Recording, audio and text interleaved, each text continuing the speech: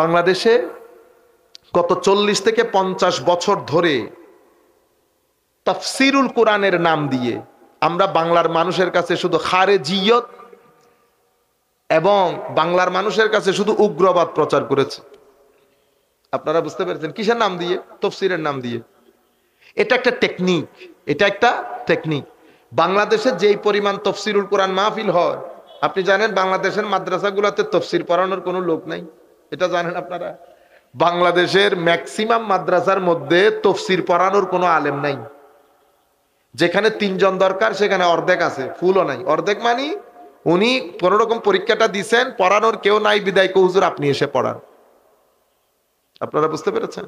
কত 50 বছর ধরে আনা তাফসিরুল কোরআনের নাম দিয়ে আমরা লা মাযহাবিয়্যতকে প্রমোট করেছি, উগ্রবাদিতাকে প্রমোট করেছি। আপনি যখন বিশাল তাফসিরুল কোরআন মাহফিলের মধ্যে আপনি যখন বলবেন না অমুক লোকটা নাস্তিক হয়ে গেছে, তা আপনি যখন অমুককে এটা মাহফিলের মধ্যে তো নাস্তিক আস্তিক বলার জায়গা না। তো আপনি তো ঘরের মধ্যে গিয়ে আলেম ওলামা নিয়ে কথাবার্তাগুলা নিয়ে আমরা যখন অ্যানালাইসিস করব, তখন আপনি যখন তাফসিরুল কোরআন মাহফিল করবেন, আপনি আয়াত পড়বেন, সেই আয়াতের আলোকে ইমাম ইবনে কাসির কি বলেছে, তাবারি কি বলেছে, রাজি কি বলেছে, রেওয়ায়েতের মধ্যে কি এসেছে, কাশ্যপ কি। আপনি যদি মনে করেন ছেলেদেরকে গ্রামার বুঝাবেন, কাশ্যপ বলেন, দর্শন বুঝাবেন, ইমাম রাজির দিকে যান, রেওয়ায়েতের মাধ্যমে তাফসীর করবেন, তাবারি ইবনে কাসির আছে। আপনি যদি রুহানি বয়ান করতে চান তো তাফসীরে রুহুল বয়ান, রুহুল মানি আছে। আপনি যদি হুকুম আহকাম বর্ণনা করতে চান তাফসীরে কুরতুবী আছে। না কুরতুবী, না রাজি, না কাসির, না তাবারি, না বাগাবী, না সাদি, নাই কোনো কিছু নাই। আপনি নির্দিষ্ট একটা তাফসীর, সেটার নাম আপনি নেন না, কিন্তু ওই তাফসীরটাই আপনি পুরা জাতির কাছে গত 50 বছর ধরে আমরা পড়তেছি। সেই কারণে আমরা তাফসিরুল কোরআনের নাম দিয়ে আমরা কি করি? লা মাযহাবিয়ত। আমরা জানি কোরআনকে ওযু ছাড়া ধরা নিষেধ, এটা আমাদের মাযহাব, কিন্তু আপনি তাফসীরের নাম দিয়ে মানুষকে শিখাইতেছেন এটা জায়েজ। আপনি তাফসীরের নাম দিয়ে যখন বলবেন কিয়ামতের ময়দানে আমার নবীও জানেন না আমার নবীর কি হবে, তো এটা কোন জায়গায় আসছে? কোন কোরআনের তাফসীরের মধ্যে এসেছে? আপনি কোন তাফসীরের নাম বলেন নাই, আপনি ওই নির্দিষ্ট একটা তাফসীর সেটা নামও ধরেন নাই। কিন্তু আমরা এটা সুন্দর জিনিস না, আমরা আইডেন্টিটি হাইড করব না। আমি যখন তাফসিরুল কোরআনের মাহফিল সাজাবো, আপনি ফর এক্সাম্পল আমি কি তাফসীর করতে পারবো না? আমি তাফসীর করতে পারবো না, আমি মুফাসসির না। আমি কি, আমার সাবজেক্ট আকীদা, আমার সাবজেক্ট তাসাউফ, মডার্ন থট। কিন্তু আপনি যদি আমাকে তাফসীর করতে দেন, আমি কি করতে পারবো না? করতে পারবো, কিন্তু আপনি আমাকে মুফাসসির বলতে পারবেন না, আমি এটা অ্যালাউ করব না। কিন্তু আপনি এখন আন্তর্জাতিক মুফাসসিরে কোরআন, আমাদের বাংলাদেশের মাদ্রাসার মধ্যে কামিল ক্লাসের মধ্যে তাফসীর পড়ানোর লোক নাই, আপনি আন্তর্জাতিক কখন হয়ে গেলেন?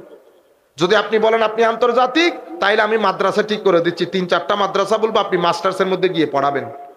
আর যদি বলেন আন্তর্জাতিক, তাইলে তো আমি আপনাকে জিজ্ঞেস করব পৃথিবীর কোন বিশ্ববিদ্যালয়ে কোরআনের তাফসীরের উপর আপনার আর্টিকেল প্রকাশ পেয়েছে? অক্সফোর্ড, ক্যামব্রিজ, কোন জাতের জিনিস এগুলা? আপনি জেরের জায়গায় জবর, জবরের জায়গায় জের। যদি হাদিসের জবান থাকতো, হাদিসে তো বলে উঠতো যে তুই আমারে পড়িস না বেটা। আপনারা কি বলেন সুবহানাল্লাহ, আর কি ঠিক কিনা বলেন?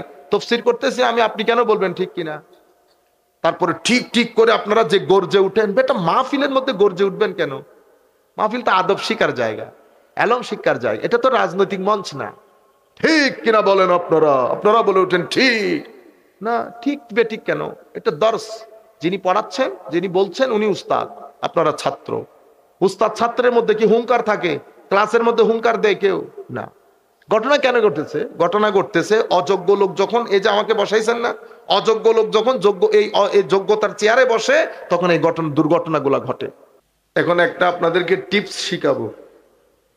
মানুষ এটা করার জন্য বড় বড় ইনস্টিটিউশনে অনেক টাকা খরচ করে রেজিস্ট্রেশন করায়। মেডিটেশন বলে, কি বলে? মেডিটেশন। সেটা আমরা এখানে বিনা খরচে করে ফেলি। কত কষ্ট করে তারা মেডিটেশন শেখানোর জন্য, যেটা আমরা মুরাকাবা বলি। কি বলি? মুরাকাবা। বর্তমান সময়ে আমাদের সমাজের মধ্যে, আমাদের সমাজ বলতে পুরা পৃথিবীতে, কোন জায়গায় অভাব বেশি, কোন জায়গায় এটার অভাব কম। তবে বর্তমান বিশ্বে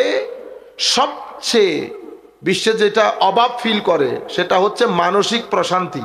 মানসিক প্রশান্তি এটা পৃথিবীর মধ্যে নাই।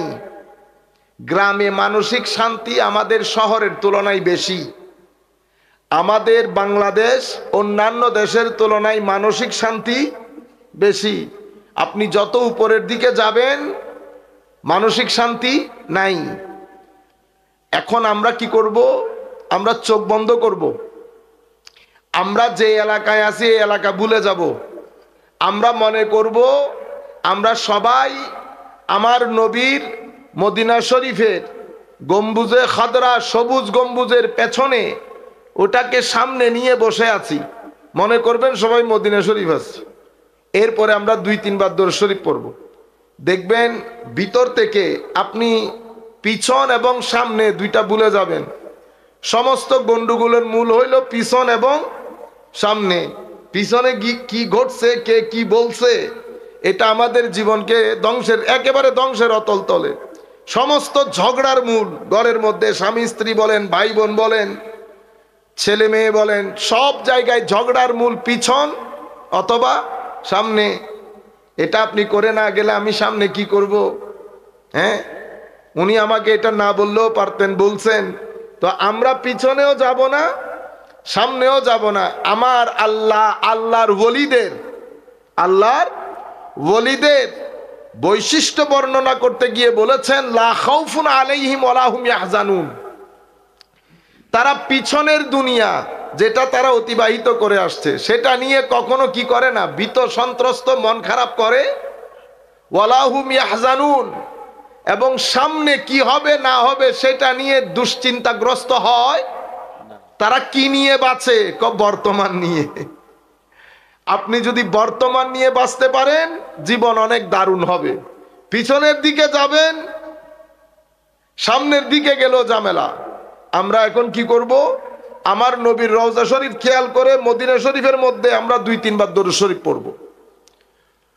আল্লাহুম্মা সাল্লি আলা সাইয়্যিদিনা মাওলানা মুহাম্মদ ওয়া আলা আলি সাইয়্যিদিনা মাওলানা মুহাম্মদ আকবাদুনা মজরুহাতুন মিন সাইফ হিজরিল মুস্তাফা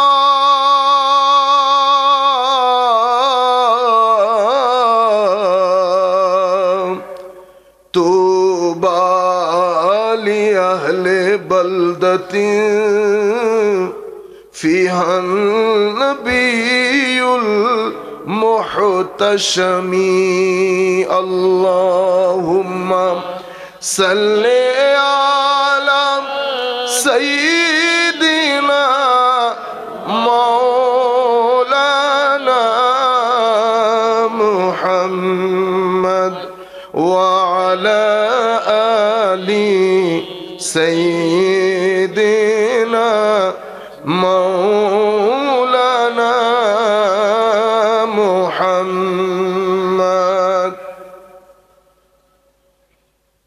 আল্লাহ क्या जहन्नम अब भी न सर्द होगा,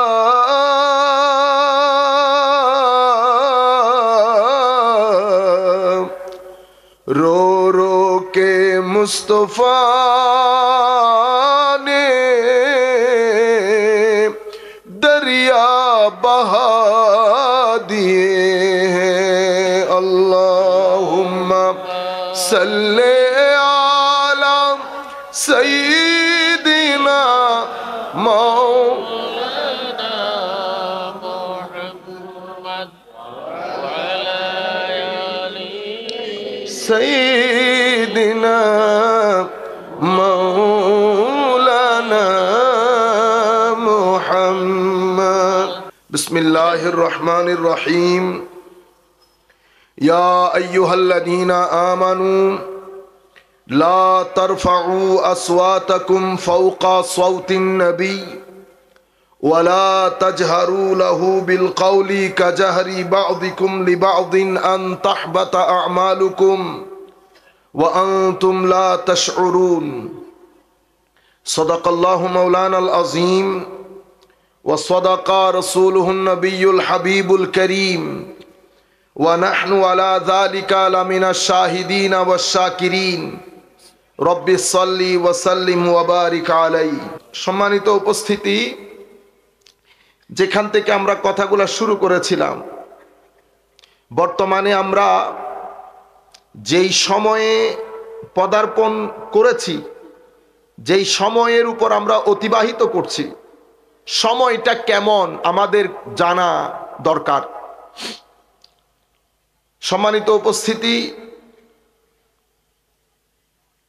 এখন এই সময়ে পৃথিবীতে অনেক কিছু উন্নত হয়েছে। আমাদের বাংলাদেশেও অনেক জায়গায়, অনেক ক্ষেত্রে অনেক ধরনের উন্নতি সাধন হয়েছে।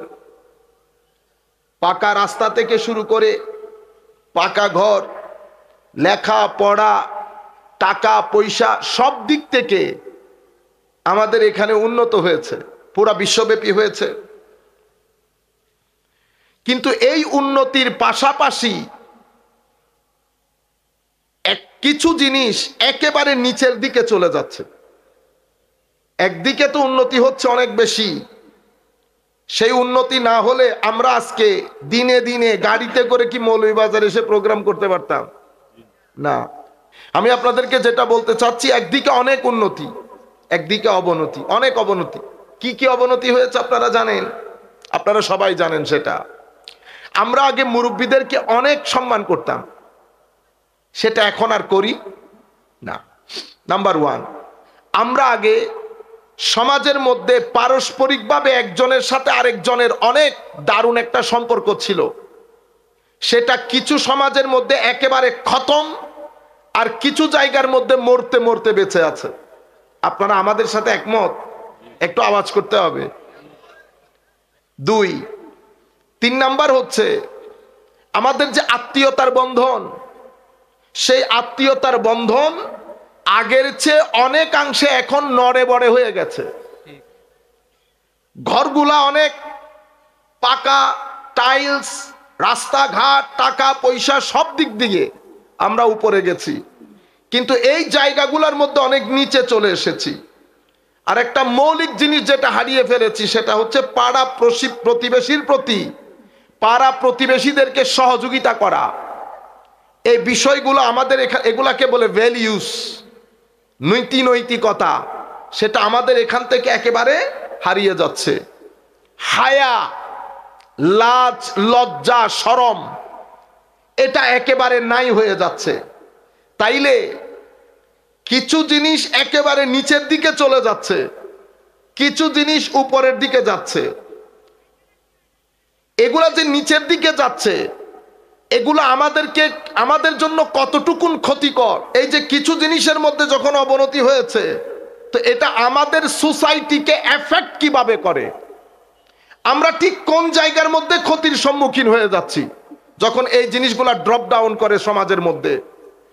মনে রাখবেন, যখন এই জিনিসগুলা পড়ে যায়, তখন আপনার শারীরিকভাবে আপনি সুস্থ থাকবেন, কিন্তু আপনার মানসিক স্বাস্থ্য আপনি সুস্থ রাখতে পারবেন না।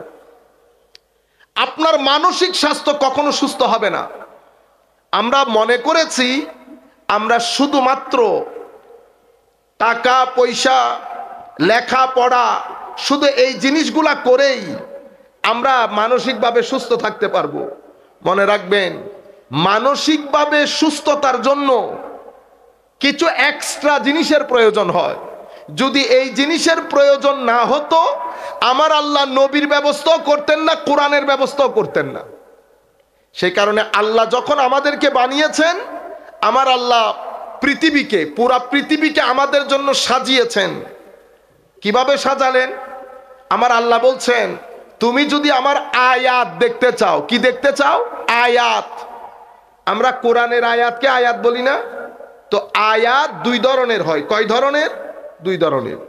যেমন আসমান, জমিন, গ্রহ, নক্ষত্র, নবমণ্ডল, ভূমণ্ডল, আপনাদের এলাকার সৌন্দর্য, এগুলা সব আল্লাহর আয়াত। এগুলা কি আয়াত? কোরআনের আয়াতও আল্লাহর আয়াত। তো কোরআনের আয়াতও আয়াত। এই পৃথিবীতে যা দেখছেন সবকিছু আল্লাহর আয়াত। একজন আলেমে রব্বানিও আল্লাহর আয়াত, একজন মসজিদের ইমামও আল্লাহর আয়াত। তাইলে কোনটা কোন ধরনের আয়াত? একটা আয়াত যেটা তুমি দেখতে পাও সেটাকে বলে আয়াতে মঞ্জুর। আয়াতে মঞ্জুর, যেটা দেখা যায়। আর কোরআনের যে আয়াত, এটাকে বলে আয়াতে মাস্তুর, যেটা লিখিত। দুইটার কাজ কি? দুইটার কাজ হচ্ছে আমাকে আপনাকে আমাদের স্রষ্টার নিদর্শনের দিকে ধাবিত করা। এই দুই জিনিস আপনি যদি পাহাড়ের দিকে তাকান, আপনি বুঝতে পারবেন আমার আল্লাহ কত মহান। আপনি যদি সমুদ্রের দিকে তাকান, তো আপনি বুঝতে পারবেন আল্লাহ কত মহান। আপনি হাতের মধ্যে সুবহানাল্লাহ সুবহানাল্লাহ পড়া আর মহাসমুদ্র দেখে সুবহানাল্লাহ বলা, দুইটার মধ্যে আসমান জমিনের ফারাক। দ্বিতীয় সুবহানাল্লাহ এখান থেকে বের হয়, আর আপনি তসবির মধ্যে যে সুবহানাল্লাহ পড়েন সেটা মুখ থেকে বের হয়। আপনি যদি ভিতর থেকে সুবহানাল্লাহ বের করতে চান, আপনি যখন শ্রীমঙ্গলের সৌন্দর্য দেখবেন, সুবহানাল্লাহ আপনাকে কেউ বলতে বলতে হবে না, অটোমেটিক্যালি আপনার ভিতর থেকে বের হবে সুবহানাল্লাহ। এই জন্য আমার আল্লাহ কি বলেছেন? সিরু ফিল আরদ, সফর করো জমিনের মধ্যে। তো ভিতর থেকে সুবহানাল্লাহ বলার দরকার কি? ভিতর থেকে সুবহানাল্লাহ বললে তোমার রূহ জিন্দা হবে। তোমার যদি রূহ জিন্দা হয়, তোমাদের মানসিক স্বাস্থ্য সুন্দর হবে। তোমার মানসিক স্বাস্থ্য সুন্দর হবে। আমি আপনাদেরকে যে কথাটা বলতে চাচ্ছি, আমার আল্লাহ আমাদের জন্য পৃথিবীকে সাজিয়েছেন থাকার জন্য, এবং এই পৃথিবীর জমিনকে আমার আল্লাহ উর্বর করেছেন, উপর থেকে বৃষ্টির ব্যবস্থা করেছেন, প্রত্যেক এমন জিনিস সৃষ্টি করেছেন যেটা আমার জন্য উপকারী। ওয়ালাকুম ফিল আরদে মুস্তাকার মাতা ওয়া মুস্তাকার, ওয়ালাকুম ফিল আরদে মুস্তাকার ওয়া মাতা ইলা হিন। তোমাদের জন্য জমিনকে তোমাদের থাকার জন্য উপযোগী করেছি, এবং তোমাদের জন্য খাদ্যের ব্যবস্থা করেছি। আপনারা বুঝতে পেরেছেন? তাহলে এই দুইটা জিনিস দিয়ে তো হয়ে যেত, কিন্তু আমার আল্লাহ এতটুকুনের মধ্যে সীমাবদ্ধ থাকেন নাই। এরপরে হযরত আদম আলাইহিস ইসলামের মাধ্যমে আমার আল্লাহ আমাদের জন্য হেদায়েতের ব্যবস্থা করেছেন, এবং আমাদেরকে বলেছেন তোমরা যদি আদমের মাধ্যমে আনিত হেদায়েতের অনুসরণ করো, তোমাদের কোনো খৌফ থাকবে না। খৌফ বলতে তোমাদের পিছনের জীবন সম্পর্কে কোনো ধরনের দুঃখ দুর্দশা থাকবে না, এবং ভবিষ্যৎ নিয়ে তোমাদের কোনো চিন্তা থাকবে না। সম্মানিত উপস্থিতি, এই যে আল্লাহ বললেন লা খাউফুন আলাইহিম ওয়ালা হুম ইয়াহজানুন, পিছনের দিক নিয়ে কোনো দুঃখ দুর্দশা থাকবে না, সামনের জগৎ নিয়ে তোমাদের কোনো চিন্তা থাকবে না, তোমরা খুব সুখের সাথে শান্তির সাথে জীবন যাপন করতে পারবে। আমার আল্লাহ জমিনের মধ্যে আপনি দেখবেন আমাদের কারো কারো টাকা পয়সা বেশি, আমার যা প্রয়োজন তার চেয়ে অনেক বেশি। আবার কেউ এমন আছেন যার কাছে যা প্রয়োজন তার চেয়ে অনেক কম। আমার আল্লাহ কি করতে চান তিনি নিজেই বলছেন, আওয়ালাম ইয়ারাউ আন্নাল্লাহা ইয়াবসুতুর রিজকা লিমান ইয়াশাউ ওয়া ইয়াকদির ইন্না ফি যালিকা লাআয়াতিল লিকাউমিন ইউমিনুন। আমার আল্লাহ বলছেন, হে পৃথিবীর মানুষ, আওয়ালাম ইয়ারাউ, তোমরা দেখো ডানে বামে সামনে পেছনে, তোমরা তোমাদের সমাজের মধ্যে যদি চোখ দাও তো তোমরা দেখবা আন্নাল্লাহ ইয়াবসুতুর রিজকা লিমান ইয়াশাউ ওয়া ইয়াকদির।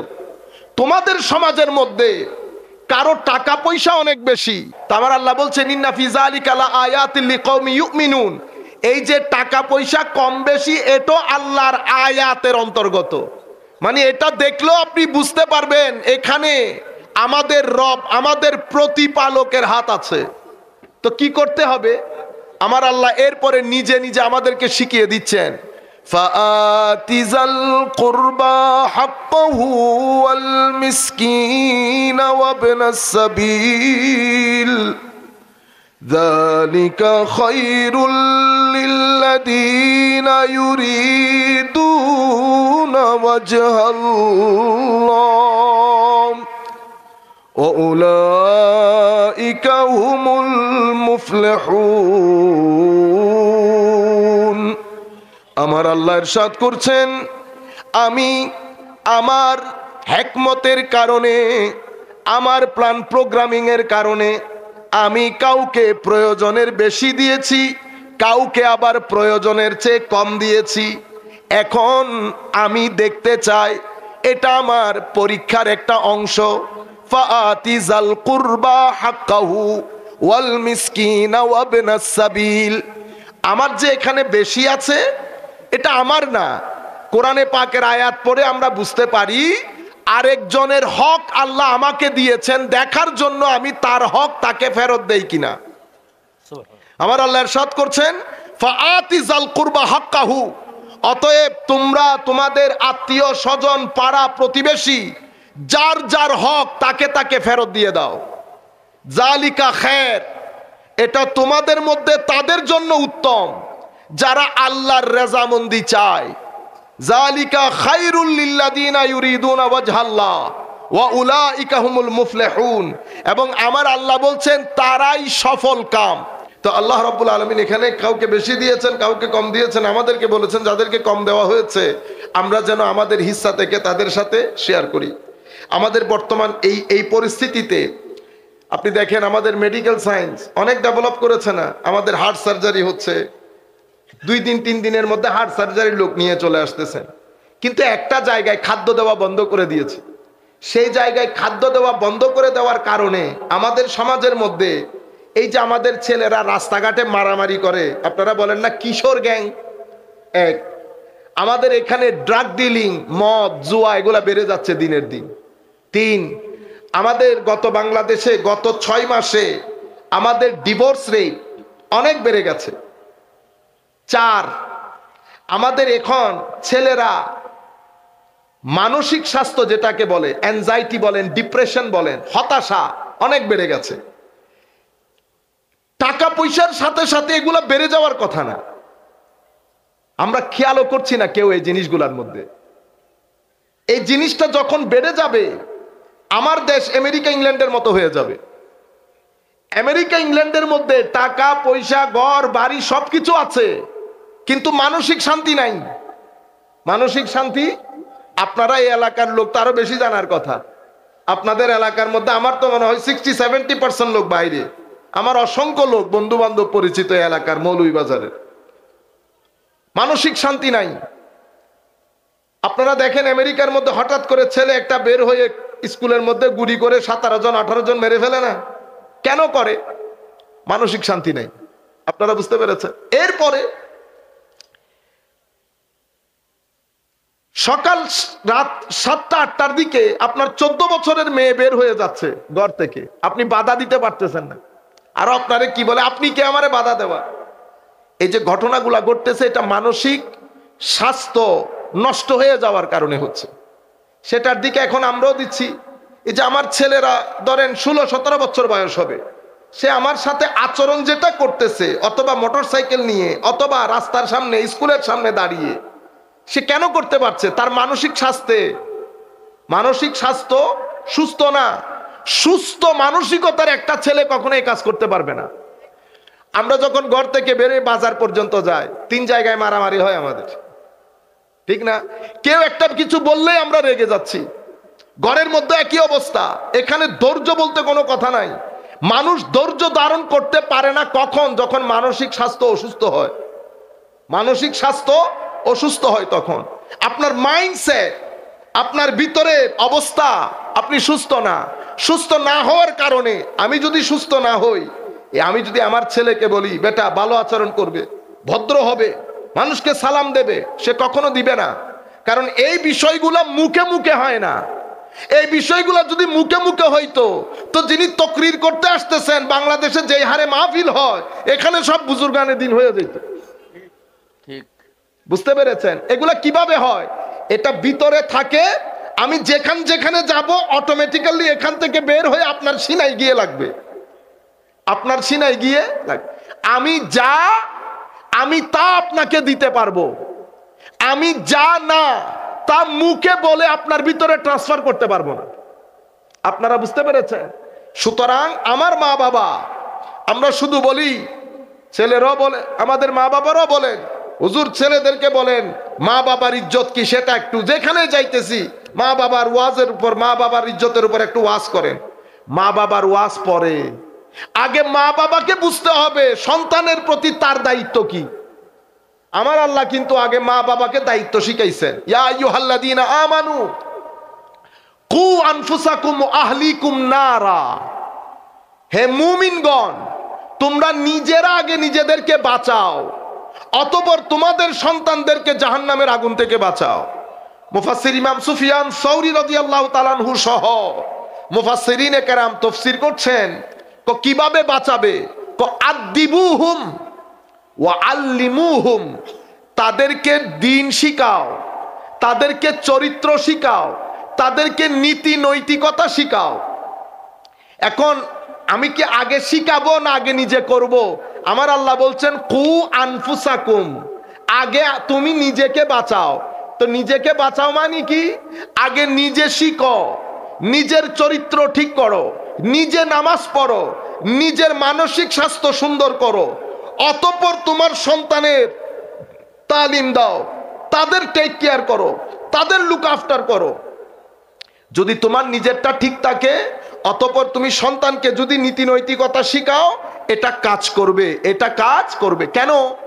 কারণ সন্তান অথবা আমার ছাত্র এরা হচ্ছে একটা বাগানের মতো আমার জন্য, আমি হলাম সেই বাগানের মালি। এখন বাগানের মধ্যে স্বাভাবিক নিয়ম হচ্ছে আগাছা উঠবে, বাগানের গাছ ডানে বামে ছড়িয়ে যাবে। আমার কাজ কি মালি হিসেবে? মালি হিসেবে আমার কাজ হচ্ছে আমাকে জানতে হবে বাগান পরিষ্কার কেমনে করতে হয়, কিভাবে করতে হয়। আমি আগাছা পরিষ্কার করব।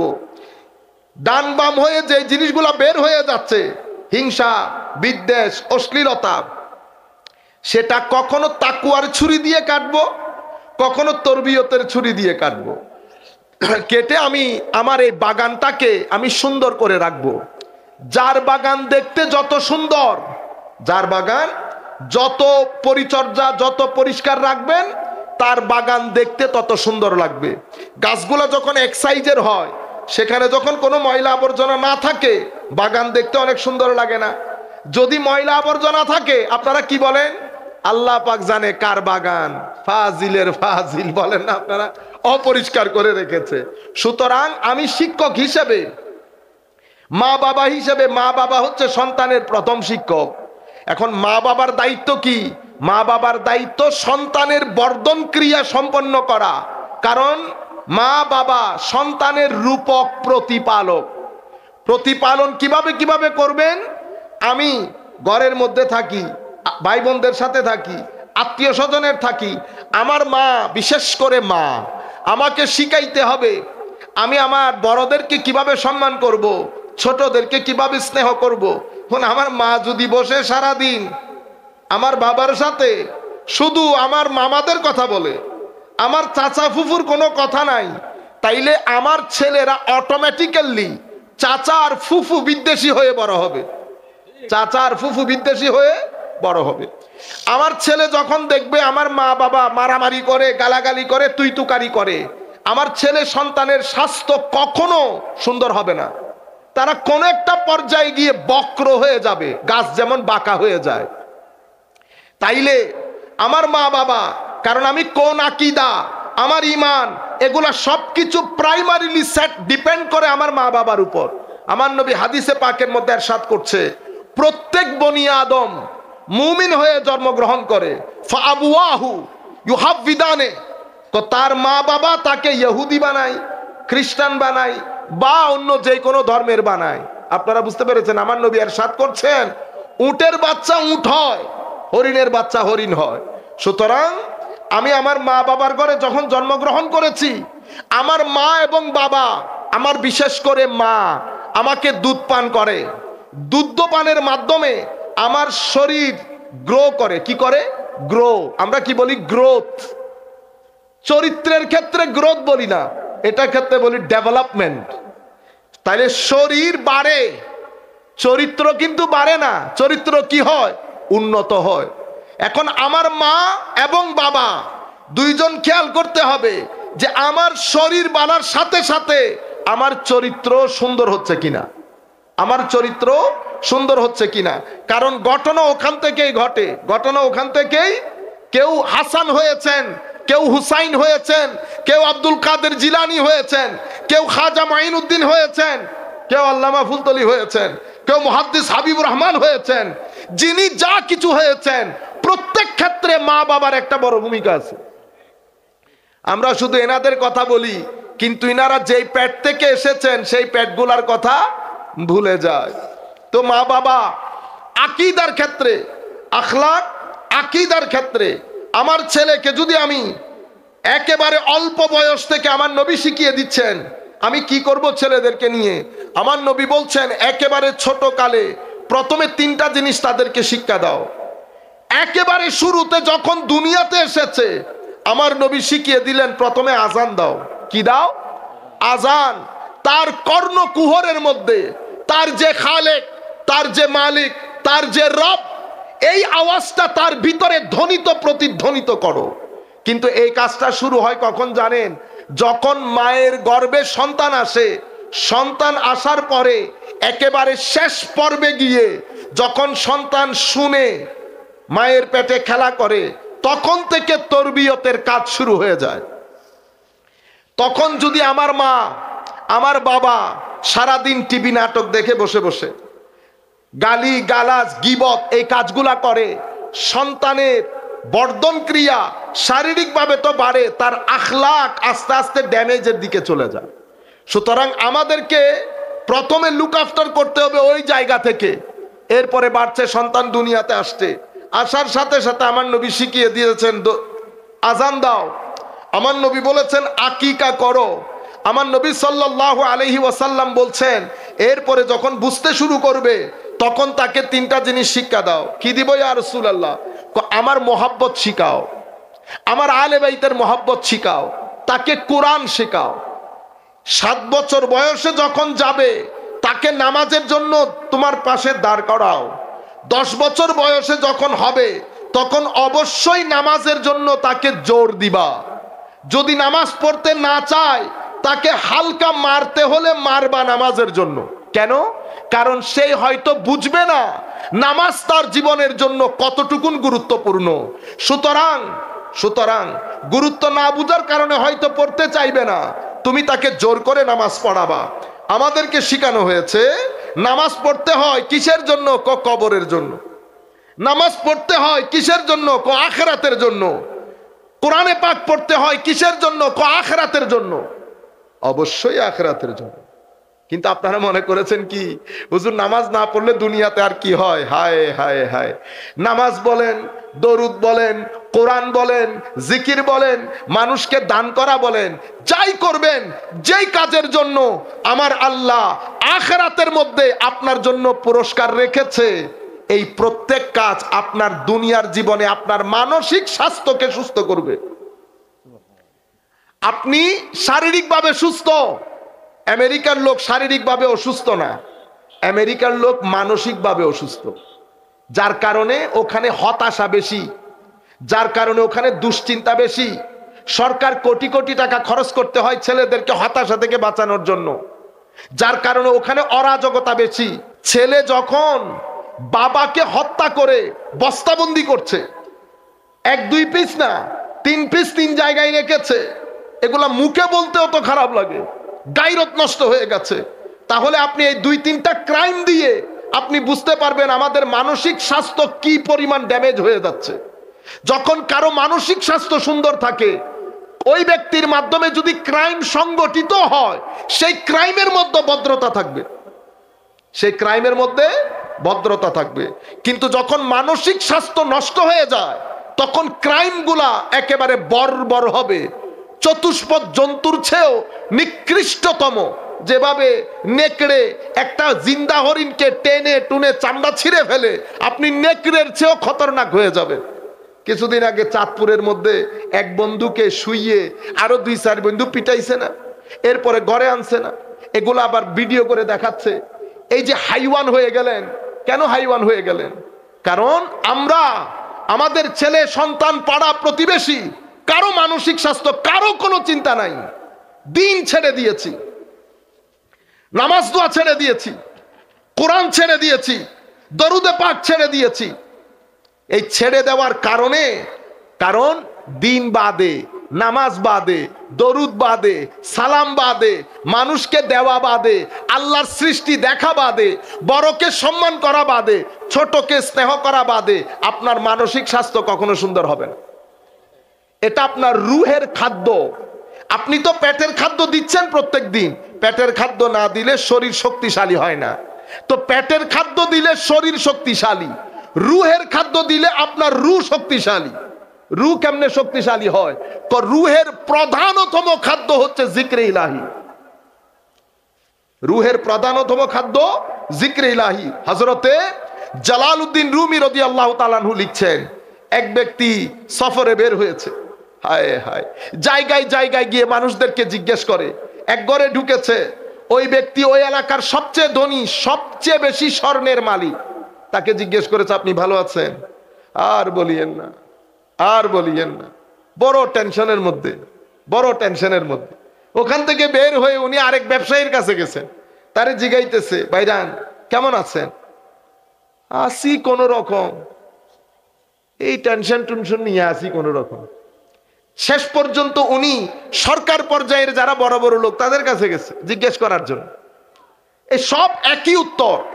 এবং আল্লাহর ইজ্জতের কসম করে বলতেছি, আপনারা যাদেরকে মনে করেন না, মানে আল্লাহ পাক জানে হুজুর কয়টা গাড়ি, কয়টা বাড়ি, গাড়ি বাড়ি, যাদেরকে আপনারা শান্তিতে মনে করেন, যতদূর ঢুকবেন আস্তাগফিরুল্লাহ পড়বেন। কি পড়বেন? আস্তাগফিরুল্লাহ। এটা আমার হৃদয়ের আওয়াজ। আমি চাই আমাদের এই দেশ আমেরিকা ইংল্যান্ড না হোক, দরকার নাই আমাদের। পাকা ঘরও দরকার নাই, মার্সিডিজ দরকার নাই, BMW দরকার নাই। বেটা আমরা 4-5 জন পুকুর পারে 400-4টা বাইক বসে যখন আলাপ করি, এটা BMW 10 BMW এর উপরে অন্তর ফ্রেশ হয়ে যায়। তো এরা এখন আইসা আমাদেরকে জীবন তরিকা শিখায়, আমাদেরকে এখানে এসে জীবন তরিকা শিখায়। আমাদেরও গায়রত খতম হয়ে গেছে, হোয়াইট স্কিন দেখলে লাফ মারি, হোয়াইট স্কিন দেখলে লাফ মারি। যাই হোক, আমি আপনাদেরকে যে কথা বলতে চাচ্ছিলাম, আপনার রুহের প্রধানতম খাদ্য। এরপরে উনি এসে এক আল্লাহওয়ালাকে জিজ্ঞেস করলেন, আপনি কেমন আছেন? জবাব কি জানেন? আলহামদুলিল্লাহি রাব্বিল আলামিন। আল্লাহ পাকের মেহেরবানিতে অনেক ভালো আছে। আপনি ভালো আছেন? তো আপনার ঘরের তো পুরা বেড়া নাই। নাই তো কি হয়েছে? বেড়ার সাথে আমার জীবনের সম্পর্ক কি? জবাব দেখেন, আপনি না বললেন গত পরশু আপনার কাছে টাকা পয়সা নাই? বলেছিলাম, আমার আল্লাহ আবার ব্যবস্থা করে দিয়েছেন, দেখছেন? তখন উনি বললেন, মাওলা তোর কালামই শুদ্ধ, তুই বলেছিলি আলা বিযিকরিল্লাহি তাতমাইন্নুল কুলুব। ইতমিনানে কাল, হৃদয়ের প্রশান্তি আসে জিক্রে ইলাহি থেকে। কি থেকে? জিক্রে ইলাহি থেকে। সুতরাং আমি আপনাদেরকে বলবো বিনয়ের সাথে, আপনারা এটা মনে করিয়েন না যে এটা পরবর্তীতে কবরে হাসর না। আপনি দুনিয়ার জীবন যদি চান আমিনাতাম মুতমাইন্না হোক, যদি চান আপনার দুনিয়ার জীবন হায়াতে তাইয়্যিবা হোক, আমরা দোয়া করাই না ইমামদের দিয়ে, আল্লাহ হায়াতে তাইয়্যিবা নসিব করেন। মনে রাখবেন, হায়াতে তাইয়্যিবা এটা কোনো প্যাকেজের নাম না যে আপনি দোকান থেকে গেলে কিনে নিয়ে ফেলতে পারবেন। হায়াতে তাইয়্যিবা এটা একটা প্রসেসিং। আপনার জীবনে কিছু জিনিস থাকতে হবে বেশি, কিছু জিনিস থাকতে হবে কম। এটা আপনার জীবনকে হায়াতে তাইয়্যিবার দিকে নিয়ে যাবে।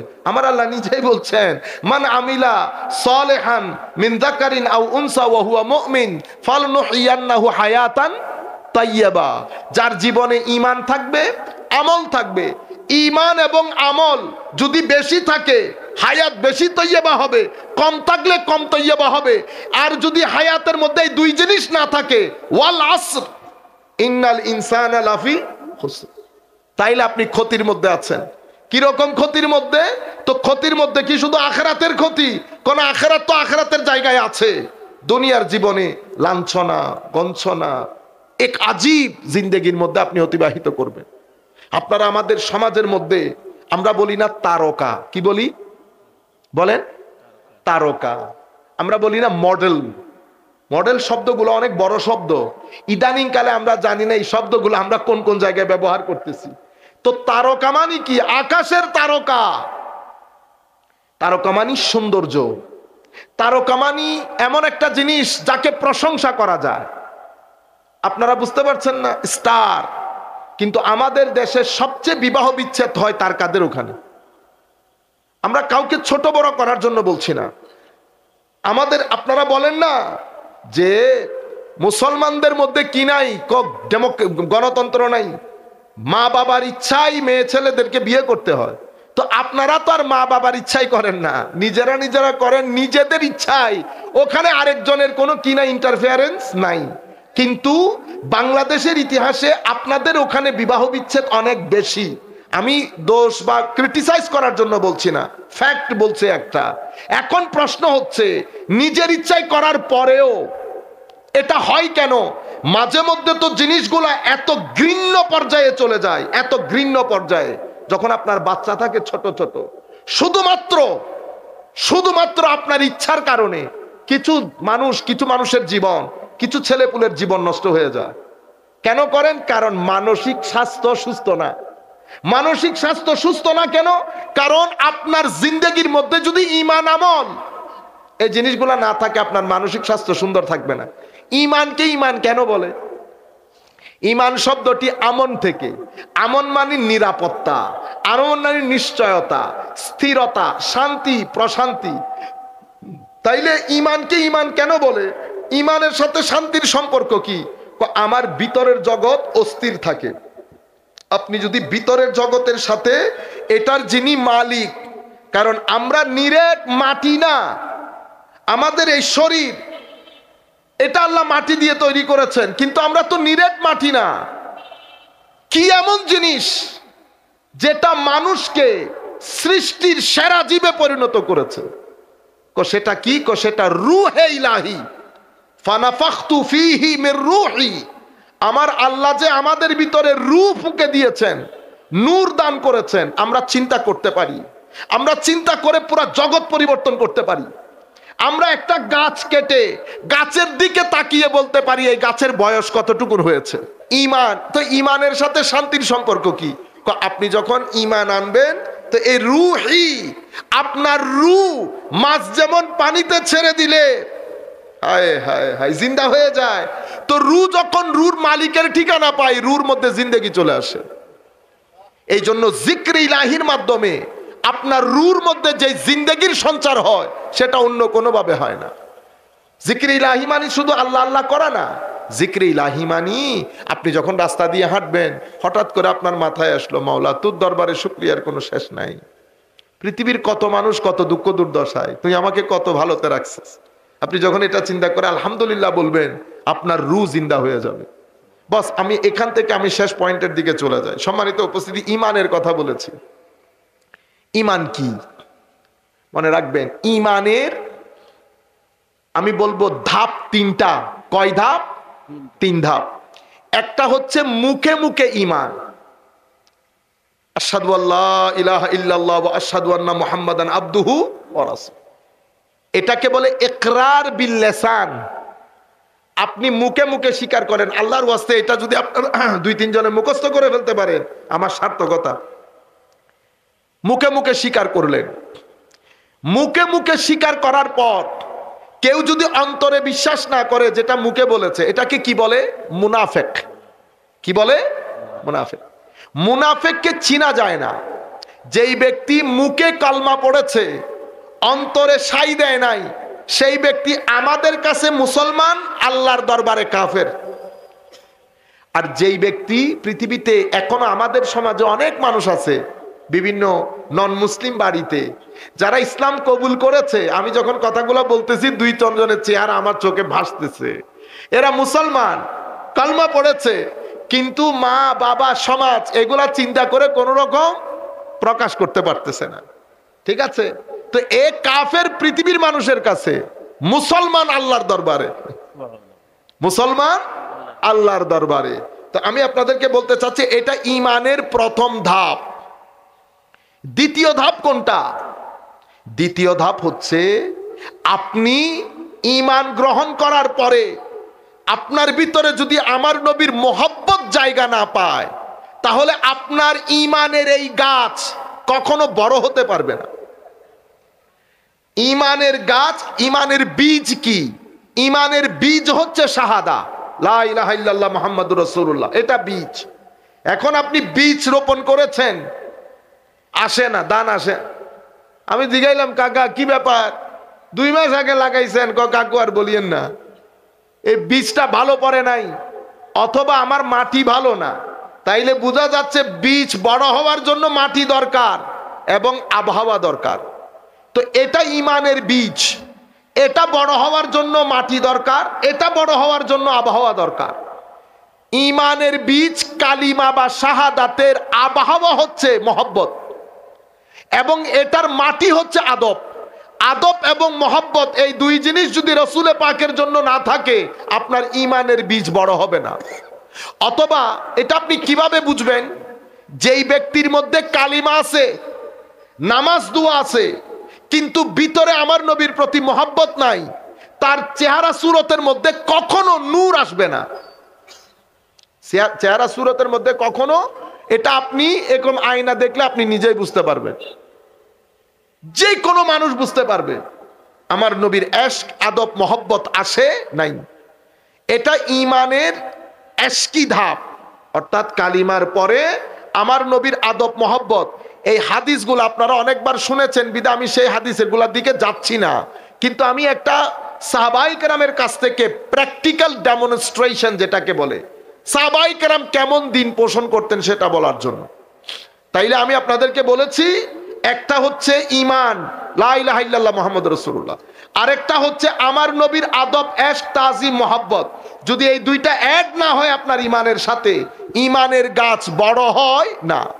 আমরা যখন সাহাবায়ে কেরামের দিকে নজর দেই, তো আমরা আমার নবীর যুগে ঈমানের ক্ষেত্রে 2টা মাইন্ডসেট পাই। কয়টা মাইন্ডসেট? 2টা। একটাকে আমরা বলি খারেজি মাইন্ডসেট, আরেকটাকে আমরা বলি সাহাবায়ে কেরামের মাইন্ডসেট। খারেজি মাইন্ডসেটের মধ্যে আদব নাই, তাজিম নাই। তারা আমার নবীকে বলতে বলতে কি বলে? ইদিল ইয়া মুহাম্মদ সাল্লাল্লাহু আলাইহি ওয়াসাল্লাম, নাম ধরে কথা বলে। মুহাম্মদ সাল্লাল্লাহু আলাইহি ওয়াসাল্লাম আপনার বন্টন প্রক্রিয়া যথাযথ হয় নাই, সুন্দর হয় নাই। এদের মাইন্ডসেটের মধ্যে আদব নাই। ইবাদত আছে, আমার নবী বলছে ইবাদত তোমাদের চেয়ে বেশি আছে। মুসলিম সমাজ এই জায়গার মধ্যে কনফিউজড হয়ে যায়। তারা যখন নামাজ দোয়া বেশি দেখে, তারা কনফিউজড হয়ে তখন তারা মনে করে বড় মুমিন। কিন্তু আমার নবী, আপনি বুখারী শরীফের মধ্যে ঘরে যেতে যেতে, যাদের মোবাইল আছে তারা বুখারী শরীফের মধ্যে লিখে দিবেন চ্যাপ্টার অফ খারিজাইট, খারেজিদের অধ্যায়, অথবা আরবির মধ্যে কিতাবুল খাওয়ারিজ। আপনি একটা একটা করে সব হাদিসগুলা পাবেন।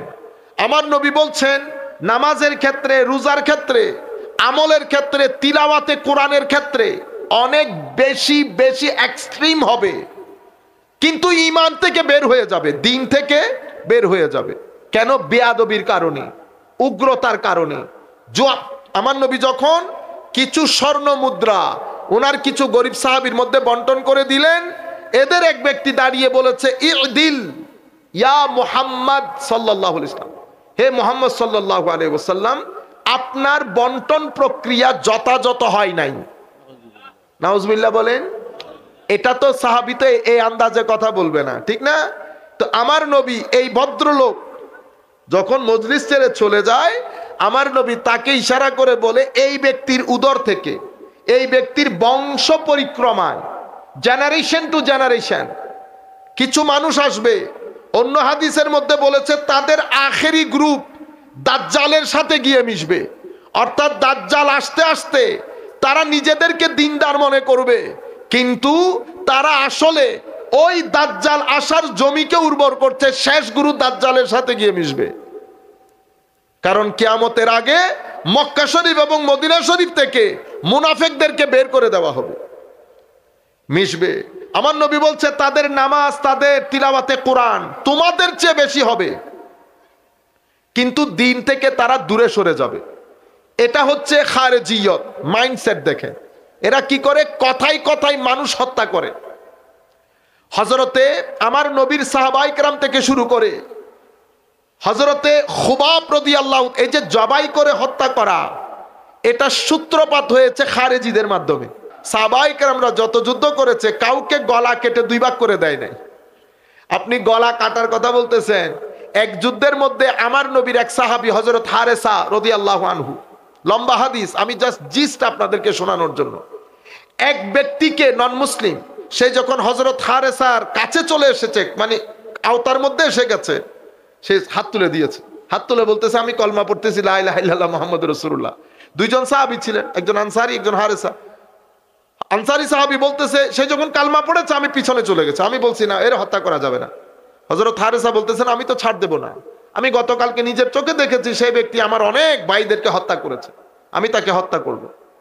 আনসারী সাহাবী বলতেছে তুমি করলে করো, আমি নাই। হযরত হারেসা হত্যা করলেন, মদিনা শরীফ ফেরত আসলেন। উনি আসার আগে আমার নবীর দরবারে কথা পৌঁছে গেছে হারেসা কালমার পরেও হত্যা করেছে। আমার নবীর দরবারে হারেসা পৌঁছার পরে হযরত উনি চাচ্ছেন আমার নবীকে বুঝানোর জন্য, আমার নবী বলতেছে হারেসা আতাকতুলুহু বাদামা ক্বালা লা ইলাহা ইল্লাল্লাহ, তুমি তাকে লা ইলাহা ইল্লাল্লাহর পরেও হত্যা করেছো। হারেসা বুঝাতে চাচ্ছি ইয়া রাসূলুল্লাহ এই ঘটনা ঘটেছে, আমাকে দেখে ভয়ে, আমার নবী বলতেছে তুমি কি বুক ছিঁড়ে দেখেছো সে তোমার ভয়ে কালমা পড়েছে। তখন উনি বারবার বলতেছেন ইয়া রাসূলুল্লাহ আমার নবী শুধু একই কথা রিপিট করতেছে, লা ইলাহা ইল্লাল্লাহর পরেও হত্যা করে দিলা। তখন হযরত হারেসা বলতেছেন আমি মনে মনে চিন্তা করতেছি কাশ আমি যদি এই দিনের আগে ইসলামই কবুল না করতাম, আমাকে যুদ্ধ যেতে হইতো না। সেই মুসলমান না আমরা। আমার নবী মদিনা শরীফ যখন এসেছেন, তো মদিনা শরীফ ছিল মাত্র 15,000 স্কয়ার ফিট। আমার নবী যেই দিন দুনিয়া থেকে চলে যাচ্ছেন সেই দিন মদিনা শরীফের আয়তন হয়েছে 32 লাখ স্কয়ার ফিট। অনেক বড় না? মানুষ কয়জন মরেছে জানেন? দুই যুদ্ধে দুই পক্ষে মিলে 500 থেকে 600-র মাঝখানে। আমাদেরকে কি বলে, আমরা বলে অস্ত্রের বলে ইসলাম, তো অস্ত্রের বলে ইসলাম হইলে 500 থেকে 600 লোক মারা যায় খালি। কিন্তু আপনারাও জানতেন কি বহুত লোক মারা গেছে, বোধহয় বহুত লোক মারা যায় না আমার ভাই। লক্ষ লক্ষ লোক ইসলাম কবুল, ম্যাক্সিমাম লোক তো ইসলাম কবুল করেছে চরিত্রের সৌন্দর্য গুণে। এখানে কেউ কাউকে কোনো কথাই বলতে হয় নাই। খাজা মাইনুদ্দিন চিশতি হাসান সানজারি রাদিয়াল্লাহু তাআলা আনহু তশরিফ এনেছেন, এখানে তো মারদাঙ্গা হাঙ্গামা করেন নাই। যেদিকে গেছেন মানুষ চেহারা দেখছে ইসলাম কবুল করছে, যেদিকে দেখছে মানুষ চেহারা দেখছে ইসলাম কবুল করছে। এখানে আসছে রাজার উট বাঁধার জায়গায় ওনারা থাকা শুরু করেছেন, তাবু লাগিয়েছেন। রাজার লোকজন এসে তুলে দেয় একেবারে, আপনারা আমাদের এখানে বসা, উঠেন, বের হন।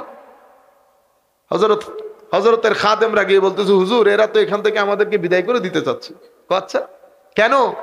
এরা নাকি এখানে উট বাঁধবে, তো রাত্রের বেলা কয়ে যাবে। আচ্ছা তাদেরকে বলো উট বেঁধে দিতে। হায় হায়, তো উট বাঁধছে, সকালে যে উটকে চড়াতে নিয়ে যাবে উটগুলো আর উঠে না, এদিক থেকে ধাক্কা দেয় এদিক থেকে ধাক্কা দেয়, শতে শতে উট আর উঠে না। আবার তারা দূরতে দূরতে আসছে, বুঝতে পারছে ঘটনা খারাপ। মুসলিম দরবেশের কাছে হুজুর বেয়াদবি হয়ে গেছে, মাফ করে দেন। হুজুর খাজা মঈনুদ্দিন নজর দিয়েছে, সমস্ত উটগুলো উঠে গেছে। এক কেরামতে শত শত লোক ইসলাম কবুল করেছে। শুধু এগুলা দেখে আরো ইসলাম কবুল করার হিরিক পড়েছে, কারণ ওখানে জাত প্রথা আছে। এখানে তো কোনো কিছু নাই। কোন মুসলিম দরবেশ সবার গায়ে হাত রাখে, সবার মাথায় হাত বোলায়, সবাইকে নিয়ে খায়, আবার জিজ্ঞেস করে খাইছে কিনা। এরপরে এই এক এক কারামাত, কারণ আসছেন আজমের এই কারণে, বাজারের মধ্যে তো তখন তো আজমের অনেক রিচ কালচারের দিক থেকে। আমার নবী তো পাঠাইছেন। আয়না বিবির মাথা খারাপ সরকারি পর্যায়ে স্থানীয়ভাবে তো ছড়াই পড়তেছে যে ঘটনা খারাপ, মুসলিম দরবেশ একজন আসছে, তার সাথে আরো অনেক পীরাউলিয়া। তখন দরবেশ ফকির বলতো আর কি, ফকির আয়া। তো রায়না বিবি বলতেছে তাইলে পানি বন্ধ করে দাও। পানি বন্ধ করে দিলে অন্তত দূর করে চলে যাবে। হুজুর নামাজের রক্ত, অজু, খাওয়া দাওয়া হুজুর পানি তো দিচ্ছে না। কে? পানি যার, ওই মহিলা বলে পানি বন্ধ করে দিয়েছে। হযরতে খাজা মাইনুদ্দিন জজবার মধ্যে এসে বদনা একটা দিয়ে খাদেমকে বলতেছে, বেটা পানি পুরাই নিয়ে আয়। তো পানি তেমনে দিছে, পুরা আনা সাগরের পানি বদনার ভিতর ঢুকে গেছে। পুরা আনা সাগরের পানি বদনার ভিতরে ঢুকে গেছে। এই কারামত দেখে হয় না কোরআন শরীফের মধ্যে, ইজা জা নাসরুল্লাহ ওয়াল ফাত ওয়া রাআইতান নাসা ইয়াদখুলুনা ফি দীনিল্লাহি আফওয়াজা। এই কারামত দেখার পরে মানুষ দলে দলে ইসলাম কবুল করা শুরু করেছে। এখানে কেউ কোনো মারামারি নাই তো। এরপরে রাজ দরবারে পৌঁছে গেছে খবর, হুজুর এখান তো ইসলাম কবুলের হিরিক পড়ে গেছে।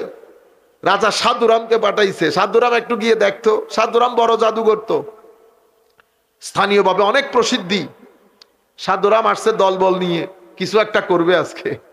হযরতের খাদেমরা বলতেছে, হুজুর বড় একটা দল আসতেছে, নাম বলে সাধুরাম, বড় মন্ত্র জাদুঘর, আসতে দাও। হায় হায়, নেগাহে ওলি মে ইয়ে তাসির দেখা। আল্লাহর ওলির নেগা যখন পড়েছে খাজা মাইনুদ্দিনের, সাধুরাম এসে মন্ত্র পড়বে, মুখ দিয়ে আর মন্ত্র আসে না। হায় হায়, জামফিট হয়ে গেছে মুখ। সাধুরাম বল, ক্যা বলনা। সাধুরাম বলতে চাইতেছে রাম রাম, আইসা গেছে রাহিম রাহিম। রাহিম রাহিম যখন আসছে, ওনার সাথে যে লোকজন, তারা মারা শুরু করার অবস্থা। আপনি কি কারণে আসলেন, কি করতেছেন? সাধুরাম বেহুশ, আধা হুঁশ আধা বেহুশের মধ্যে। মানুষ রোব দবদবা দেখে আনকনশাস হয়ে যায়, অসচেতন। যখন হুজুর খাজা মাইনুদ্দিন এই অবস্থা দেখলেন, খাদেমকে দিয়ে পানি পাঠাইছেন যে সাধুরামকে পানি পান করা। সাধুরাম পানি পান করে ঠিক হয়েছে, খাজা বাবার দরবারে এসে ক্ষমা চাইছে। এই ঘটনা দেখে ইসলাম কবুলের রুর আরো বেড়ে গেছে। এই কারণে ওনার মাধ্যমে দিন ইসলাম বেশি কবুল করেছে, লাখে লাখে লোক ইসলাম কবুল করেছে। ফাইনালি যখন পুরা রাজ দরবার, তখন পৃথ্বীরাজের দরবার, পুরা রাষ্ট্রতন্ত্র কাঁপিয়ে দিয়েছে। মাত্র 40 জনের একটা গ্রুপ যুদ্ধ করছে, এখানে অস্ত্র শস্ত্র নিয়ে গেছে। হায় হায়, পৃথ্বীরাজ তার একেবারে মূল জিনিস, হযরতে মূসা আলাইহিস ইসলামের সময়কালে ফেরাউন যেমন জোগাড় টোগাড় করে একটা জাদুবিদ্যার আসর বসিয়েছে, হযরতে মূসা আলাইহিস ইসলামের মোকাবেলা করার জন্য একই ঘটনা এই জায়গার মধ্যেও ঘটছে। পৃথ্বীরাজ তার অজয় পাল, অনেক বড় জাদুঘর, তখনকার সময়ের সবচেয়ে বড় জাদুঘর, আসছে দলবল নিয়ে। আমি তো আপনাদেরকে সংক্ষিপ্ত আকারে বলতেছি, অনেক লম্বা ঘটনা এগুলা। আপনারা ইমাম শেখ আব্দুল হক মুহাদ্দিস দেহলভী রাদিয়াল্লাহু তাআলা আনহু লিখছেন এই কিতাব, এবং সবচেয়ে প্রসিদ্ধ কিতাব হুজুর খাজা মাইনুদ্দিন চিশতি হাসান সঞ্জারির ইমাম কেরমানি, উনি হযরতে নিজামউদ্দিন আউলিয়া রাহমাতুল্লাহ আলাইহির সমসাময়িক আলেম। উনি সিয়ারুল আউলিয়া কিতাবের মধ্যে এই বিষয়গুলো দর্জ হয়েছে। আরো অনেক আউলিয়া ইকরামের কিতাব আছে, আখবারুল আখিয়ার, এই ধরনের কিতাব। আসছে অজয় পাল। অজয় পাল যখন আসছে, হুজুর খাজা মাইনুদ্দিন চিশতি একটা বড় সার্কেল বানিয়ে দিয়েছে, একটা সার্কেল। ওনার দরবেশদের, ওনার খাদেমদেরকে বলেছেন এই সার্কেলের বাইরে যেন কেউ না যায়। অজয় পাল তো এসে অবস্থা খারাপ, গালিগালাজও করছে, সাথে মন্ত্র, কেউ উপরে কেউ নিচে কেউ উড়ে। একটা মানে পুরো একটা যুদ্ধ ভাব, একটা বড় কিয়ামতের মতো। খাজা মাইনুদ্দিন চিশতি রাদিয়াল্লাহু নামাজ দোয়া পড়ে এতে গালাগালি করছে, অনেক লম্বা কথা। শেষ পর্যন্ত তারা উড়ে উড়ে আগুনের ফুলকি মারতে চায়, ওই সার্কেলের ভিতরে আর ঢুকে না। হযরতে খাজা মাইন যখন সে উড়ে উপরে উঠেছে, তো জুতা পাঠাইছে, জুতা মারাইয়া নিচের দিকে নামাইছে। এই ঘটনা দেখার পর মানে ওই আমি এটাই জন্য বলি, যা যার অবস্থা আফওয়াজা, দলে দলে ইসলাম কবুল করা শুরু করেছে। এরপরে হুজুর খাজা মাইনুদ্দিন পৃথ্বীরাজের কাছে ইসলামের দাওয়াত পাঠিয়েছে। দাওয়াতে দুই ধরনের এসেছে। এক ধরনের হচ্ছে যারা দাওয়াত নিয়ে গেছে তাদেরকে হত্যা করা হয়েছে, আরেক ধরনের বর্ণনায় এসেছে হত্যা করে নাই কিন্তু অপমান অপদস্থ করছে। এটা শোনার পরে হুজুর জজবার মধ্যে চলে আসে, কাহাতক ধৈর্য ধারণ করবে।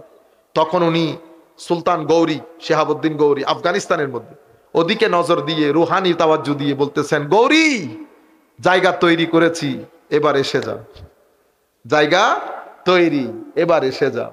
এভাবে মুসলমানদের মাধ্যমে জয়, আল্লাহ রাব্বুল আলামিন মুসলমানদেরকে জয় দান করেছে।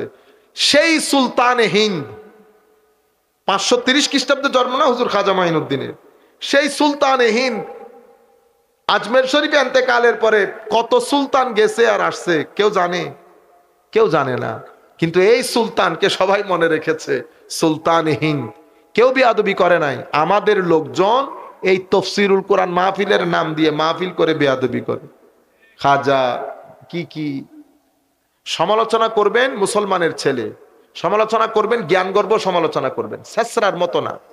এটা তো শেষরামির জায়গা না, এটা এলমি জায়গা। আপনি যখন কারো সমালোচনা করবেন তো আপনি এলমি সমালোচনা করবেন, যে এই জিনিসগুলা ভালো, এই জিনিসগুলা পরিত্যাজ্য। আপনারা বুঝতে পেরেছেন? কিন্তু আপনি মুসলমানের ছেলে, এই যে তফসিরুল কোরআন লিখছেন না, বাংলাদেশে গত 40 থেকে 50 বছর ধরে তাফসিরুল কোরআনের নাম দিয়ে আমরা বাংলার মানুষের কাছে শুধু খারেজিয়ত এবং বাংলার মানুষের কাছে শুধু উগ্রবাদ প্রচার করেছে। আপনারা বুঝতে পেরেছেন? কিসের নাম দিয়ে? তফসিরের নাম দিয়ে। এটা একটা টেকনিক, এটা একটা টেকনিক।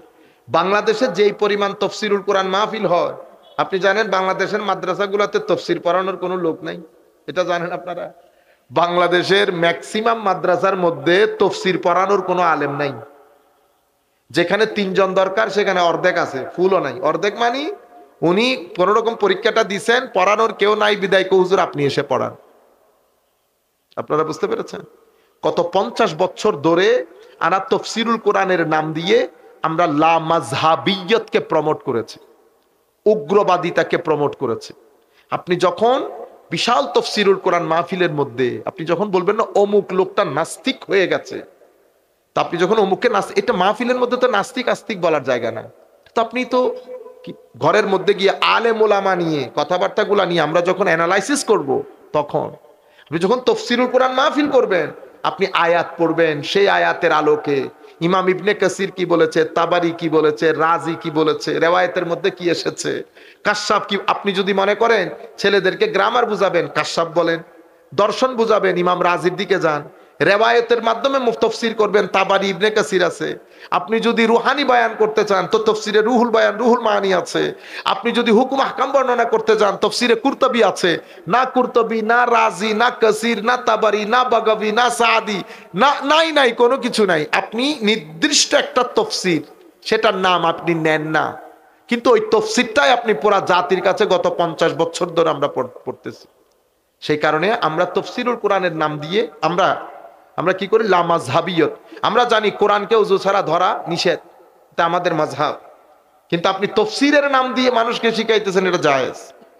আপনি তফসিরের নাম দিয়ে যখন বলবেন কিয়ামতের ময়দানে আমার নবীও জানেন না আমার নবীর কি হবে, তো এটা কোন জায়গায় আসছে? কোন কোরআনের তফসিরের মধ্যে এসেছে? আপনি কোন তফসিরের নাম বলেন নাই। আপনি ওই নির্দিষ্ট একটা তফসির, সেটা নামও ধরেন নাই। কিন্তু আমরা এটা সুন্দর জিনিস না, আমরা আইডেন্টিটি হাইড করব না। আমি যখন তফসিরুল কোরআনের মাহফিল সাজাবো, আপনি ফর এক্সাম্পল আমি কি তফসির করতে পারবো না? আমি তফসির করতে পারবো না, আমি মুফাসসির না। আমি কি, আমার সাবজেক্ট আকীদা, আমার সাবজেক্ট তাসাউফ, মডার্ন থট। কিন্তু আপনি যদি আমাকে তফসির করতে দেন, আমি কি করতে পারবো না? করতে পারবো। কিন্তু আপনি আমাকে মুফাসসির বলতে পারবেন না, আমি এটা অ্যালাউ করব না। কিন্তু আপনি এখন আন্তর্জাতিক মুফাসসিরে কোরআন, আমাদের বাংলাদেশের মাদ্রাসার মধ্যে কামিল ক্লাসের মধ্যে তফসির পড়ানোর লোক নাই, আপনি আন্তর্জাতিক কখন হয়ে গেলেন? যদি আপনি বলেন আপনি আন্তর্জাতিক, তাইলে আমি মাদ্রাসা ঠিক করে দিচ্ছি, 3-4টা মাদ্রাসা বলবো, আপনি মাস্টার্সের মধ্যে গিয়ে পড়াবেন। আর যদি বলেন আন্তর্জাতিক, তাইলে তো আমি আপনাকে জিজ্ঞেস করব পৃথিবীর কোন বিশ্ববিদ্যালয়ে কোরআনের তফসিরের উপর আপনার আর্টিকেল প্রকাশ পেয়েছে? অক্সফোর্ড, ক্যামব্রিজ, কোন জাতের জিনিস এগুলা?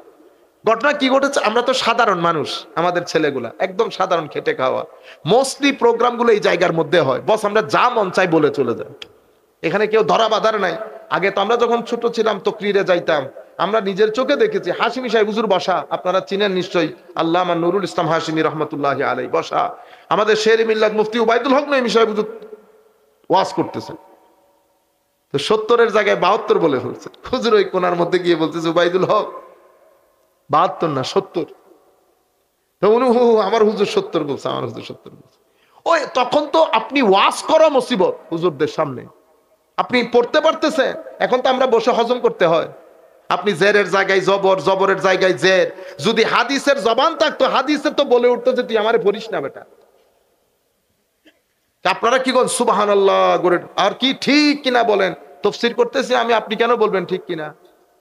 তারপরে ঠিক ঠিক করে আপনারা যে গর্জে উঠেন, বেটা মাহফিলের মধ্যে গর্জে উঠবেন কেন? মাহফিল তো আদব শিকার জায়গা, এলম শিক্ষার জায়গা, এটা তো রাজনৈতিক মঞ্চ না। ঠিক কিনা বলেন আপনারা? আপনারা বলে উঠেন ঠিক না। ঠিক বেঠিক কেন? এটা দর্স। যিনি পড়াচ্ছেন, যিনি বলছেন, উনি উস্তাদ, আপনারা ছাত্র। উস্তাদ ছাত্রের মধ্যে কি হুঙ্কার থাকে? ক্লাসের মধ্যে হুঙ্কার দেয় কেউ না। ঘটনা কেন ঘটেছে? ঘটনা ঘটতেছে অযোগ্য লোক যখন, এই যে আমাকে বসাইছেন না, অযোগ্য লোক যখন এই যোগ্যতার চেয়ারে বসে, তখন এই দুর্ঘটনাগুলো ঘটে। বাংলা আমাদেরকে বলা হয় না, আপনাদের মাথার ভিতরে ঢুকিয়ে দেওয়া হয়েছে যে মুসলমানরা বিভিন্ন ফেরকায় বিভক্ত। কিছুদিন আগে আমরা একটা জায়গায় ছিলাম, অনেক বড় শিক্ষিত মানুষ, মুসলমানদের আসলে যুগ যুগ ধরে মুসলমানরা বিভিন্ন দলে উপদলে বিভক্ত হয়ে মুসলমানদের আজকে এই অবস্থা। আমি চিন্তা করতেছি এরা কি বলে এগুলা আমাদের ছেলেদেরকে কি শিখাইতেছে। পরে আমি জিজ্ঞেস করলাম, ভাইজান মুসলমানরা দলে উপদলে বিভক্ত ছিল, আপনারা কে বলছে? কোন যুগে এটা? তো দলে উপদলে যদি বিভক্ত থাকে, 1250-1300 বছর যে মুসলমান পুরা 3 পৃথিবী শাসন করছে। কয় পৃথিবী? 3 মহাদেশ শাসন করছে। এটা কি এমনি করে ফেলছে হাওয়ার উপর? কেন দল উপদল নাই, শিয়া নাই, মুতাজিলা নাই, খারেজি নাই? আলম আছে, সব আছে। আমি আপনাকে বলতেছি কি আছে। আমার হুজুরের রিজার্ভ ট্যাঙ্কি আছে, পানি আনতেছেন পুকুর থেকে, বড় একটা মোটা পাইপ লাগাইছে না, তো পাইপ দিয়ে পানিগুলা রিজার্ভ ট্যাঙ্কিতে পড়তেছে না? আবার আসার সময় মাঝখানে ছিদ্র ছিদ্র পানি বাইরে পড়ে যাচ্ছে না? তো পানি কি সব পড়ে যাচ্ছে? 3 মিনিটে রিজার্ভ ট্যাঙ্কি পুরে যায় নাই? এই যে পানিগুলা যাচ্ছে এটাকে বলে মেইন স্ট্রিম। কি বলে? Main stream. এটাই আসল পানি। যেগুলা ছিদ্র দিয়ে বের হয়ে যাচ্ছে, এটা তো বের হয়ে যাবে, 2 ঘন্টার মধ্যে তো পুরাই গেছে। তো মুসলমানদের 98% আকাইদি আইডেন্টিটি আহলুস সুন্নাত ওয়াল জামাত। মুসলমান তো ঐক্যবদ্ধ সেই যুগ থেকে। যদি ঐক্যবদ্ধ না হতো, মানে আমার নবীর যুগ জমানার পরে সাহাবায়ে কেরাম, প্রথম ঘটনা কোথায় ঘটেছে? খারেজিয়ত, বেয়াদবি দিয়ে। সাহাবায়ে কেরাম ওনাদের ইমানের মধ্যে এশক আদব। কিরকম আদব? রুয়ে জমিন এই ধরনের ঘটনা ঘটতে আল্লাহর আসমানের নিচে কখনো দেখেও নাই। জমিন আসমান কখনো দেখছে কেউ কারো থুতু নিয়ে মুখে বুকে লাগাইতে? কিন্তু আমার নবী সাহাবীরা করছে। এজন্য আমরা কি বলি? থুতু মুবারক। আপনি বলতে পারবেন না। আপনি চিন্তা করবেন শরীয়তের মধ্যে জায়েজ না জায়েজ, তৌহিদ, শিরিক, বেদাত, এ চিন্তা করতে করতে আপনি গেছেন। কিন্তু আমরা আমার নবীর থুতুকে থুতু মুবারক বলি। কেন? এশকের কারণে, মহব্বতের কারণে। কারণ যদি এটা না হইতো, মুবারক না হলে সাহাবায়ে কেরাম নিয়ে মুখে বুকে লুশনের মতো লাগাইতে পারতো না। নখ মুবারক সংরক্ষণ করে নাই। আমার নবীর ঘাম মুবারককে আতর হিসেবে ব্যবহার করে নাই। আমার নবী সাল্লাল্লাহু আলাইহি ওয়াসাল্লামের চুল মুবারককে সংরক্ষণ করেছে। আমার নবী সাল্লাল্লাহু আলাইহি ওয়াসাল্লামের ওযুর ব্যবহৃত পানি শুধু মুখে বুকে লাগিয়েছে তা না, যে পেয়েছে ও তো ডান দিকে দিছে দূর, ওনার পিছনে পিছনে আরো 10 সাহাবী দৌড় দিছে। কেন? তোমার হাতে যে লাগছে ওখান থেকে আমাদেরকে একটু দাও না। আমার নবীর প্রতি এই মহব্বতের নাম সুন্নিয়ত। নবীর প্রতি এই মহব্বতের নাম সুন্নিয়ত। সুন্নিয়ত কোনো ব্যক্তির নাম না, কোনো অর্গানাইজেশনের নাম না। নবীর তাজিম, মাযহাবের অনুসরণ, আউলিয়া ইকরামের নিসবত। সিম্পল সুন্নি, আহলুস সুন্নাতে ওয়াল জামাত। উম্মত এই যখন সাহাবায়ে কেরামের পরে ফিতনার যুগ শুরু হয়েছে, তখন ইমামে আজমের পরে, ইমাম তাহাবির পরে 2 ইমাম আশআরী এবং মাতুরিদি, ইমাম আবুল হাসান আশআরী এবং আবু মনসুর মাতুরিদি, এই 2 জনের উপর উম্মতে মুসলিমার সবাই একমত হয়েছে। এই 2 জনের আকীদার যেই বেস, সেটার নাম আহলুস সুন্নাহ ওয়াল জামাত। তো গত 1300-1400 বছরে উম্মতের মেইন স্ট্রিম উম্মতের আকীদার বিষয়ে আহলুস সুন্নাহ ওয়াল জামাত। এখন আপনি বলতেছেন দলে উপদলে বিভক্ত, সেটা কোথায় হয়েছে? আপনি এখন যদি আমেরিকাতে চলে যান, আমেরিকা থেকে মিশরে চলে যান, যাকে জিজ্ঞেস করবেন আপনি কোন মাযহাবের, পৃথিবীর 90% লোক আপনাকে বলবে হয় হানাফি, নয় মালিকি, নয় শাফিঈ, নয় হাম্বলি। একমত হয়েছে না? হানাফির লোক শাফিঈকে গালি দিছে না। আমি বলতে চাই আমার ইমাম শাফিঈ, আমার ইমাম মালিক। একমত হয় নাই? হয়েছে। পৃথিবীর যে কোনো কোনায় যান, আপনি যদি আউলিয়া ইকরামের কথা বলেন, প্রত্যেকে বলবে, 90% মানুষ বলবে আমরা আউলিয়া ইকরামের নিসবত রাখি। এরা সবাই মিলে আহলুস সুন্নাত ওয়াল জামাত। মানে আমি যদি মানুষকে শিখাই মুসলমানরা বিভিন্ন দলে উপদলে বিভক্ত, সুতরাং আমরা কারো নাম নিব না, আমরা সবাই মিলে মুসলমান, শুনতে খুব সুন্দর লাগে। কিন্তু আসলে কি ঘটনা তাই? আপনি বাংলাদেশের মধ্যে বড় দল আছে না, 3টা বড় দল বোধহয়, আওয়ামী লীগ, বিএনপি আর একটা জাতীয় পার্টি।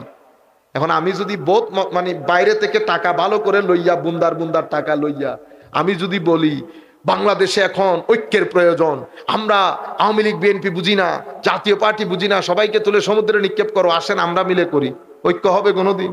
ও বেটা, বাংলাদেশের 80% মানুষ বাইরে ফালাই দিয়ে 20% মানুষকে নিয়ে ঐক্য হয়? ইন্না লিল্লাহি ওয়া ইন্না ইলাইহি, এক আজীব মাহৌল, আজীব মাহৌল। এই জায়গা থেকে যদি আমরা উঠে আসতে না পারি আমরা সমস্যায় পড়ে যাব। হযরত কুবাস বিন আশিয়ামকে জিজ্ঞেস করা হয়েছিল একই প্রশ্ন, আপনি বড় না রাসূল বড়? উনি কি জবাব দিয়েছেন জানেন? হ্যাঁ বড়, বড় তো রাসূল, ওয়া আনা আকদামু মিনহু ফিল মিলাদ, কিন্তু জন্মের ক্ষেত্রে আমি একটু আগে চলে এসেছি। তো আমাদের এখানে এই জিনিসগুলো, একদিকে ছেলেদের অশ্লীলতা, একদিকে ঈমান আকীদার ক্ষেত্রে বিভিন্ন ধরনের কথাবার্তা। এখন আপনি দেখেন, একজন আইসা বলতেছে মাযহাব নাই, একজন আইসা বলতেছে হাদিস নাই। হাদিস কেন নাই? কয়টা 300 বছর পরে। মাযহাব কেন নাই? কয়টাও 300 বছর পরে।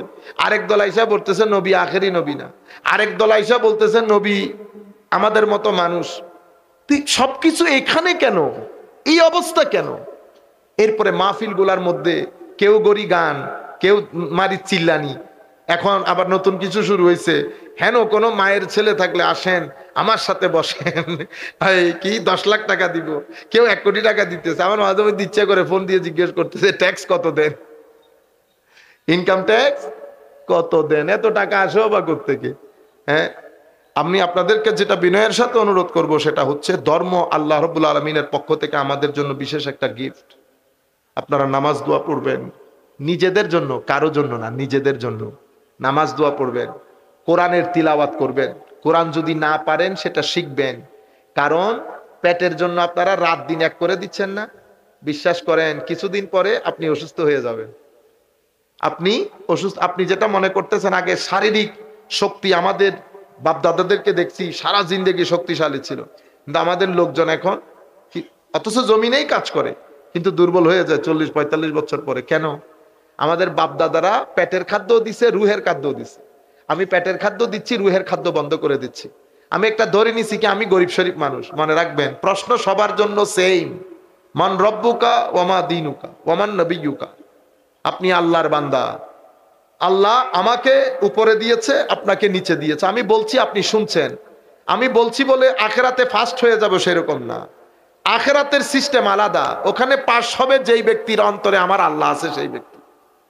আপনারা বুঝতে পেরেছেন? সুতরাং নামাজমুখী হন, কোরআনের তিলাওয়াতমুখী হন, এবং আপনার যদি কোনো কিছু থাকে সামর্থ্য মানুষকে দিবেন।